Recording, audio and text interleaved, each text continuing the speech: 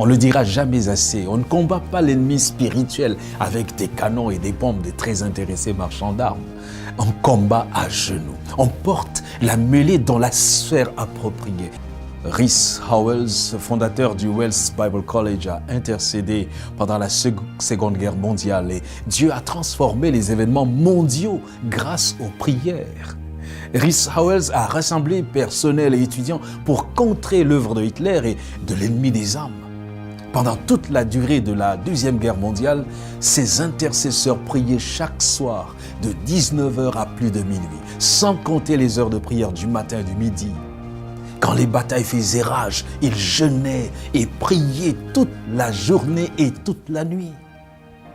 Alors que les nazis faisaient leur œuvre de destruction, Howells et ses étudiants priaient pour 4 sujets particuliers. 4.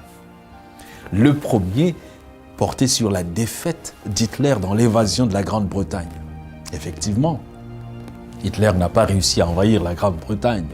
Mais si les nazis avaient seulement continué de bombarder 5 minutes de plus lors de la dernière journée terrible, ils auraient réussi.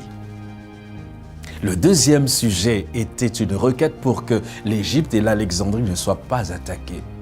Et le troisième sujet portait sur l'échec dans le renversement de Moscou. Et le quatrième sur l'échec de l'attaque contre Stalingrad. Vers la fin de la guerre, le général Fuller, commentateur militaire, a publié un article intitulé « Les 4 bévues de Hitler ». Il y exposait les 4 raisons qui expliquaient la débâcle imminente du Führer et de son armée. La première bévue, disait-il, Hitler a échoué dans sa tentative d'invasion de la Grande-Bretagne. Deuxième bévue, il n'avait pas attaqué l'Égypte et n'avait pas gagné l'Alexandrie. Et troisième bévue, Hitler n'avait pas capitalisé sur sa position avantageuse pour envahir et renverser Moscou. Et quatrième bévue, il a été battu à la bataille de Stalingrad.